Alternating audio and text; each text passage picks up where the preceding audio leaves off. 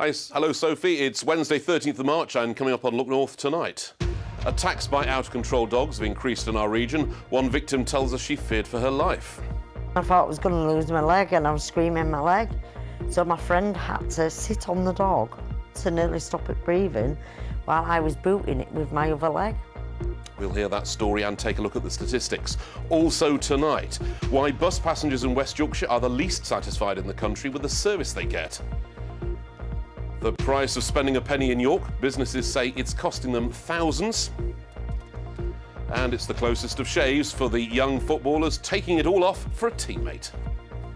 And despite all the cloud, a taste of spring in many areas, 14 degrees, Whitby looking very pleasant this afternoon. But what about the next few days? Join me for that detailed forecast.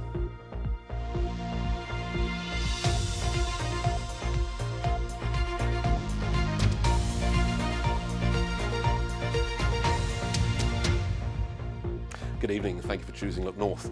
A woman from York has told Look North that she feared for her life while being mauled by an out-of-control dog. Kirsty Sanford needed surgery after the attack in December. She's been speaking as a BBC investigation shows an increase in dog attacks across our region. Now, police forces nationally recorded more than 30,000 injuries from dog attacks between 2022 and 2023. That's up by 21% on the year before. Now, despite this increase, the number of people being prosecuted in connection with attacks has dropped by 8%. Let's get to the detail in our region. South Yorkshire Police recorded the biggest increase in offences at 29%. This was followed by West Yorkshire with an increase of 11%, and in North Yorkshire the number was just 1% increase. You may find some of the images in Heidi Tomlinson's report upsetting. Kirsty Sanford's leg was torn apart by a dog she describes as a pocket XL bully. The young male animal attacked her when it was released from a crate at a friend's house in York last December. I thought I was going to lose my leg and I was screaming my leg. So my friend had to sit on the dog to nearly stop it breathing while I was booting it with my other leg. Doctors have operated twice, but Kirsty relies on crutches and the wound could take another 18 months to heal. She can't work or drive and needs crutches to get about, but she doesn't blame the dog. It's irresponsible dog breeding / owners. That's what it is. It's not the dog's fault. I feel sorry for this dog that's going to get put down. What did that to me, but it will kill a child. A new law banning unregistered XL bullies came into force last month as a result of an upturn in out-of-control dogs being reported to the police. With the number of serious dog attacks increasing year on year, there's a nature-nurture debate. Are some of these animals inherently aggressive, or is it just down to the way that they're bred and trained? Come here, friend. Sit. Good boy. In Harrogate, dog trainer Kimberly Grundy has experienced an influx of owners needing advice on reactive pets. She believes there's a range of factors affecting behaviour. It's rare to have a dog just kind of go for another person or another dog without anxiety being the base cause of it. However, it's how you bring that dog up that kind of ultimately tells you whether they're going to be aggressive or not. It can also be things that happen on a day-to-day basis. Maybe that dog's been attacked or that they've been isolated because other dogs won't play with them because of the way that they look. Kim's 5-year-old Slovakian roughhead pointer Stanley is a happy pet now, but had to overcome some issues after lockdown. It's one of the factors the RSPCA considers when looking at the increase in dog bite incidents. A lot of people have spoken about the role of the pandemic, the cost of living crisis, and I think it is fair to say that we have seen as a result of the pandemic, certainly some dogs that are more likely to have increased behaviour problems that can increase aggression. I don't have crutches or anything. Back in York, Kirsty's focused on rehabilitation, but her movement is limited. At the minute, she's just depressed. She's crying all the time. She won't go out anymore. She's getting very angry with everybody. I feel angry towards the owner, very angry towards the owner. I just want him to know that. Very angry. Saying, oh, it's her own fault, she knows dog didn't like her. Oh, what? What, so your dog should go attack a person like that and ruin that person's life? No, I don't think so. No. The case is due to be heard in court later this year. In the meantime, Kirsty has twice weekly hospital appointments and depends on family and friends for day-to-day life. Heidi Tomlinson, BBC Look North, York. Thanks, Heidi. Our other big story tonight, a major new survey has found that bus passengers in West Yorkshire are the least satisfied in the country with the service they receive. Research by the travel watchdog Transport Focus also found Arriva, West Yorkshire, was ranked as England's worst operator. Hannah Gray has been looking at the research and joins us now from Castleford Bus Station. Hannah.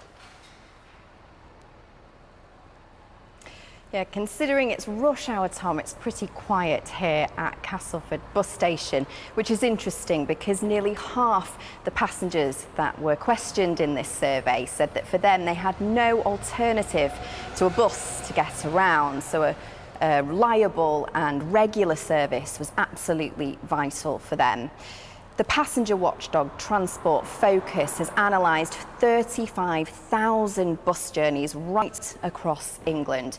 And most people were satisfied with their journey, but there were some quite interesting regional differences. So in East Yorkshire, you'll find the most satisfied bus passengers, whereas in West Yorkshire, here you will find the least satisfied bus passengers, with 73% saying that they were happy with the service. And when it comes to waiting times too, well, it ranked in the bottom 3, West Yorkshire, with 61% of people saying that they were happy with the amount of time that they were stood waiting at a bus stop. The operators First and Arriva, well, they were in a list of least popular operators, and we've been hearing from some passengers. Constantly late, constantly missing, not turning up. Yeah, not very good at all. There's been a lot of late buses, a lot of cancellations, and a lot of people are dissatisfied generally because they can't get to college on time. I live in a little village which is seldom served, so we could do with more, and we could do with better reliability for the school buses. Now, the operators First and Arriva have told us that they're doing everything they can to make the service better. They're hiring more drivers and training them to try and address a bus driver shortage.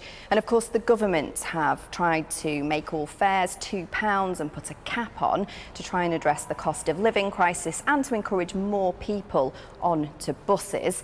Now, that cap will be extended, but only until the end of this year. Lydia Horbury is from Bus Users UK. The most recent figures from the DFT shows that whilst ridership has increased, in terms of mileage, that's gone down. So that means less frequency, and it also means that some services have been axed. Without buses, then people find themselves excluded from things like employment, education, healthcare provision, and even just going to visit their family and friends. Now, the West Yorkshire Mayor, Tracy Brabin, has said she knows that the bus services here are not good enough, and a decision on whether or not to bring those bus services under local control is due this week. Anna, thank you very much indeed. I hope you're not catching a bus home. I appreciate you crunching the numbers. We will keep up with that story for you all this week. Now, you're watching Wednesday's Look North. Still ahead, it's a huge night for the Steelers. Only 45 minutes to go until face-off. That's the ice they're going to skate on. These are the bottles they're going to rehydrate from. Sheffield Steelers against Guildford Flames in the Challenge Cup final here tonight.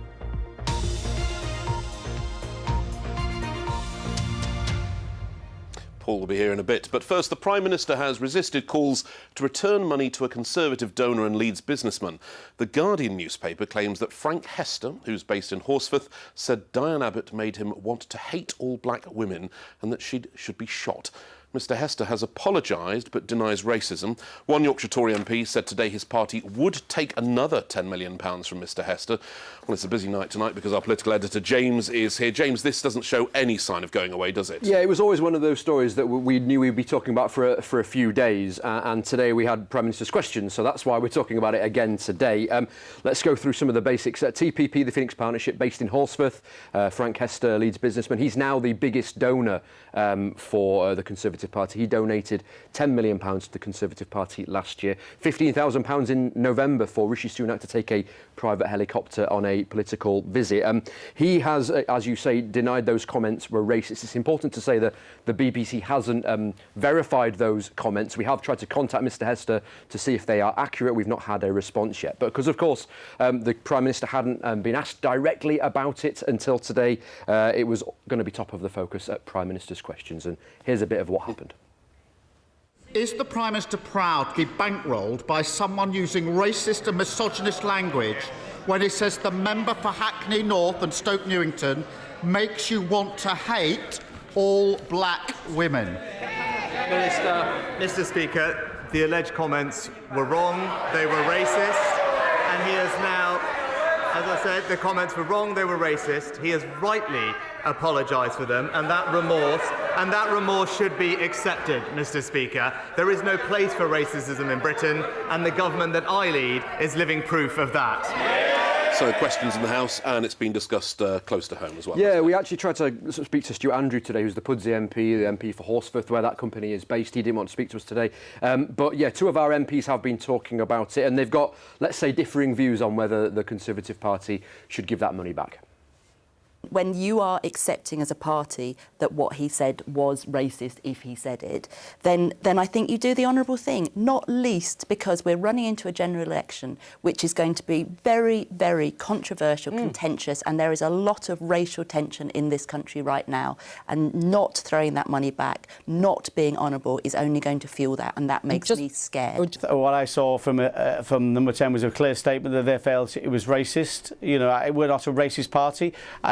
I've never met Miss Hester. I don't think he's a racist person. I think he said something was stupid, completely inappropriate. We all say stupid things at times.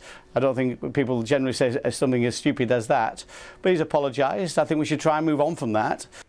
Donors to parties always a big story, and I'm sure we'll be back to it at some point later in the week as well. James, thank you very much indeed. Do keep us up to date. Now, some other stories making the news here today. A trial date has been set for two people accused of killing a man in Leeds on Saturday. Paul Davidson died in hospital after police were called to a disturbance on Smithson Street in Rothwell. 48-year-old Stephen Long and 46-year-old Cheryl Long did not enter pleas at a court hearing this morning. A provisional trial date has been set for September. A woman who fatally stabbed her husband at their home near Wakefield has been jailed for life. Ryan Elwood, who was 42, was found injured on 29th of August last year and died shortly afterwards. Lisa Elwood will serve at least 16 years in jail before being eligible for release. Spice Girl Mel B has spoken about moving back to live in her mum's bungalow in Leeds. Melanie Brown, who made millions, of course, from being in the Spice Girls, but a few years ago, after leaving an abusive marriage, she was left with almost nothing. Mel, who is a patron of Women's Aid, said she never thought she'd be able to afford to buy her own home. So I didn't really think that that would ever be on the cards for me. I mean, even though I've been looking at houses on and off for the last couple of years, but knowing I didn't have the money to really afford it, you know, I just put my head down and worked and lived frugally, and hence I've been able to buy my own house. But this is like 5, 6, 7 years on when I didn't really have much. You know, Leeds is beautiful. I've got like great park walks. I'm still a Leeds girl at the end of the day. Mel B. Businesses in York say they're spending thousands of pounds a year maintaining their store toilets because the ones provided by the council just aren't good enough. One department store in the city has told us most of the people using its toilets don't buy anything, and cleaning costs are cutting into profits. A task force of business leaders has been set up to try and improve the situation. With the story, here's Dave Edwards. Brown's department store is a bit of a York institution. It's been here for over 100 years. Residents and tourists come here for clothes, cosmetics, and to use the toilet.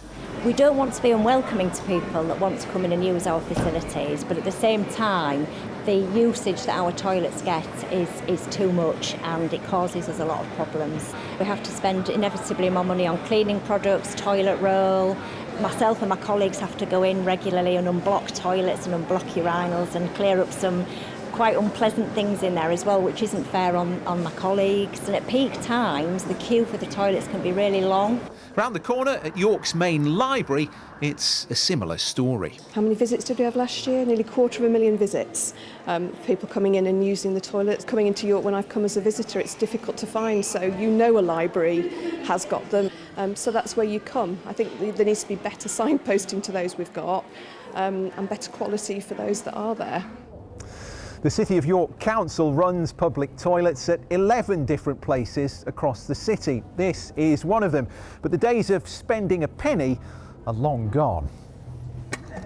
It's 40 pence now, which might be one reason why people go elsewhere. Particularly in cashless days, a lot of people don't have change on them, so it's quite difficult, and they've got to rely on sort of the good intentions and goodwill of businesses to let them use their toilets throughout the day if they need them. You have to go up near a pub, you have to ask in a pub, can you use your toilets? If you need to go, you've got to either go into one of the, like here, into St Sampson's, M&S. The facilities are rubbish. In a statement, the City of York Council says no local authority is legally obligated to provide public toilets, but in York we do. We receive no funding or support from the government. We absolutely recognise that there is always more we can do to improve facilities in York, and we maintain an ongoing dialogue with businesses. The library is suggesting that people using its toilets might make a donation to help. For local businesses, maintaining toilets for anyone who walks in is money flushed away. Dave Edwards, BBC Look North, York. Thanks, Dave. Spending a penny there in the name of journalism. Now, it is a huge night for Sheffield Steelers as they face Guildford in ice hockey's Challenge Cup final. The last time the Steelers won the Challenge Cup was back in 2020. Paul Ogden is at Sheffield Arena now and is joining us ahead of the game. Oggy, you are practically rinkside there. Almost. It's a bit too dangerous ringside for me, actually, Tom, but I'll tell you what, of all the sporting arenas that we have the privilege of working in here in Yorkshire, this is one of the most special. A full Sheffield Arena on game night for the Sheffield Steelers, who are just about to take to the ice to warm up for their Challenge Cup final tie with Guildford Flames. The home crowd, and it's 90% majority Sheffield Steelers supporting. You can see the orange dotted around the stadium. It's difficult to find somebody who hasn't got an orange shirt on, and they're hoping to see silverware for the first time, but not the last time this season, unbeaten in the Challenge Cup and top of the Elite League, the Steelers. It's been a fabulous season. These loud fans, though, I'm not even sure that they come to see their team win. Have a listen yourself. Steelers. I thought you might say that. It's an exciting environment for your kids. There's lots going on, full of entertainment, fast-paced sport. The atmosphere will be electric tonight. We've been saying in the supporters group that everyone's just got to orange out the arena, so yeah, we've got to show us support. We could potentially win our first championship in a long time, so let's go Steelers. Lots of those orange cone hats around the stadium as well, by the way. In all seriousness, there is one group of people in this stadium who are utterly here for the win, and that is the players themselves, led by Aaron Fox. I was with them this morning when they had a practice skate, and he's certainly not happy that so little silverware has arrived in the building since he has been head coach. That changes tonight if you ask the players. You've got to be good at what you do. You've got to produce, especially in an organization like the Steelers here. High expectations every single year. You know, I don't think we've lived up to them the last couple of years, so it's a great first start for us this year to be playing for this first trophy. We've put ourselves in a great spot for the regular season as well this year. You can sense the anticipation as well as the love for their team from the 9,000 Steelers fans who are more or less already in the arena. Face-off 7:30. By the way, before we leave the ice hockey here, let me just briefly go back to last night's football. Worth it, Barnsley fans. I think you'll agree. What a brilliant way to bounce back for the Reds from that defeat at home to Lincoln on Saturday. A hard-fought 3-2 win at Carlisle United last night, and that after Barnsley conceded the first goal. Jordan Williams, a fantastic strike, got them back into it.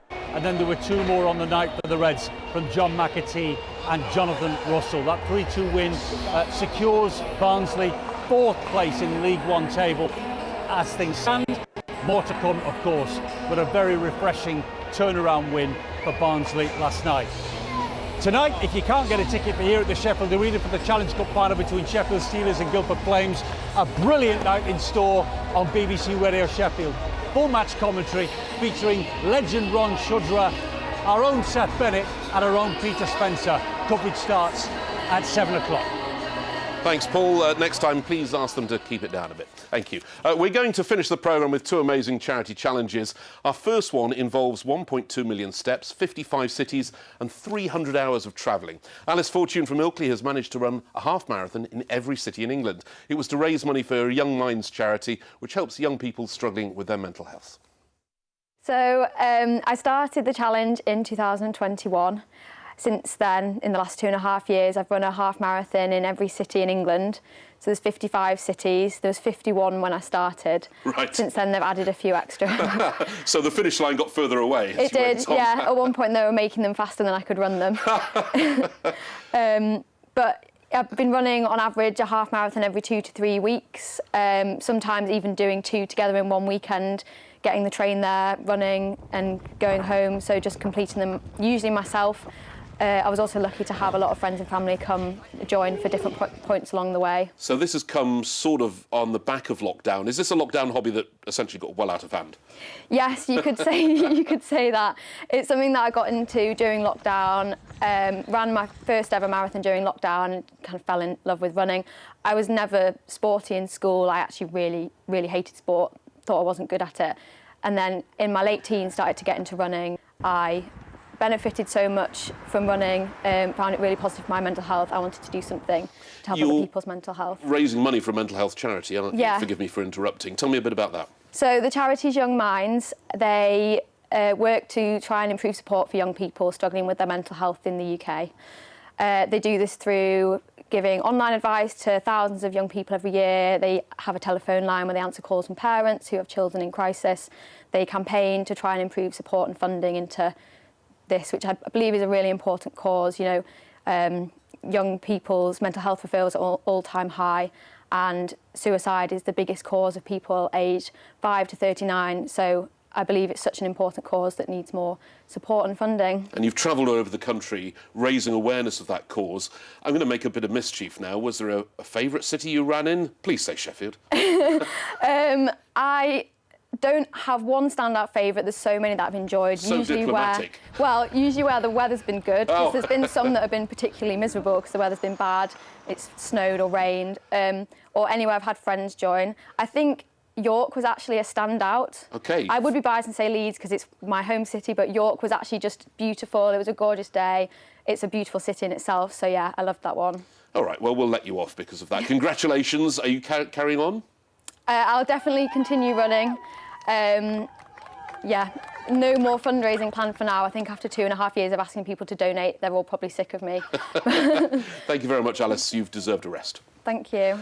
And Alice told us she'd raised £8,000, so congratulations. A real pleasure to meet her earlier on today.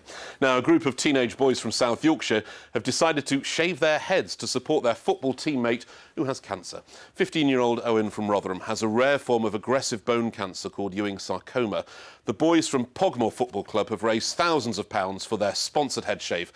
Owen and his family say it's overwhelmingly caring. People just don't know what to do when cancer comes into your life, and they just want to do everything they can. All the players, all the managers wanted to do something for me, so they've raised money and they decided just to shave their heads. Just they wanted me to not feel alone. Well, originally I had to go and ask my mum if it were all right first, but then, yeah, I really wanted to do it. I think it's a good thing to get behind him and show we're all teammates and, you know, we're all backing him through his journey. Owen's got Ewing sarcoma. Ewing sarcoma is a very rare form of bone cancer.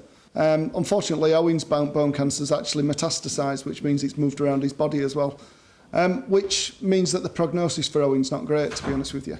But while ever there's a chance and while ever there's hope, then we cling on to that hope. When we got the diagnosis that it was Ewing sarcoma, it blew my mind because he'd been running and the signs weren't there.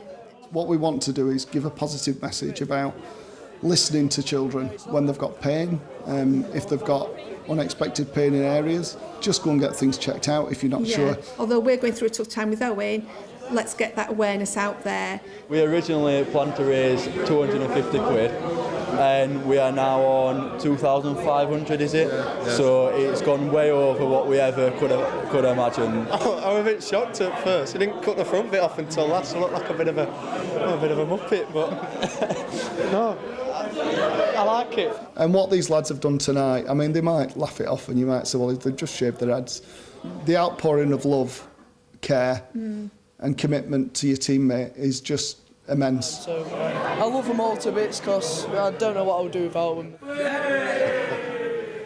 That is absolutely fantastic. Congratulations. I'm pretty sure they're glad they waited to spring because hopefully it will warm up. It's going to be cold up there for a while, isn't it? It is a little bit, but I mean, the main thrust has been how mild it's been today. Can you believe it? 15 degrees, Tom. Oh, well, perfect weather for getting your head shaved. Indeed. Look at that. Robin Hood's Bay looks absolutely marvellous. A lot of cloud, but we reached 14 degrees.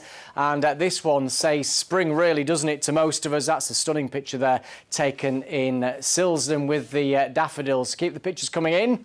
If you experience spring-like temperatures tomorrow, then send those pictures to me. 15 degrees then at Bramham and up the Vale of York through Leaming and Topcliffe today, and we'll see more spring-like temperatures tomorrow. But unfortunately, the air's coming up from the subtropics and there is a lot of cloud involved with that, and indeed there's been quite a bit of rain over the tops of the Pennines, so a real mixed picture tomorrow. Cloudy at times, some patchy rain, but around the middle of the day into the early part of the afternoon we could see a little bit of sunshine, lifting temperatures up to 15 to 16 degrees. Friday we finally see the end of this weather system. I think the weekend at the moment, Saturday's a nice start. This weather front will bring rain in later in the day on Saturday, and if timings remain the same, it's out of the way. Sunday doesn't look too bad, a damp start, then it's fine, bright and mild. Now there's a radar picture, most of the rain over the Pennines, but blobs of rain have broken off through the course of the day, so it's not been entirely dry further east. And we'll keep that picture through the course of the night. Cloudy, most of the rain in the west. Many eastern areas will be dry, and it's another very mild night for March with temperatures around 9 or 10 degrees Celsius. So tomorrow's high water time, Scarborough 6:46, Bridlington at 7:08. So a bit of a complicated picture tomorrow. It's a fairly cloudy day, especially in the morning. We'll see a bit of patchy rain moving northeastwards. That will clear, and around the middle of the day it brightens up with some sunshine, but it won't last long before further patchy rain pushes back in from the southwest. But the brighter spots will reach 15, possibly 16 degrees. It may well be Bramham, maybe Finningley, Doncaster is somewhere near 16 degrees tomorrow. Sunshine and showers on Friday. Then the weekend, not too bad, just some rain late Saturday into Saturday night. Tom, that is the forecast. Lovely to see some daffs and some lambs. Are you up for a head shaving? I like that lad who had that big clump going forward. I think that might catch on. Strange enough, big clump is what we call you in the newsroom. That's it. I'll see you at 10:30 tonight. See you then. Bye-bye.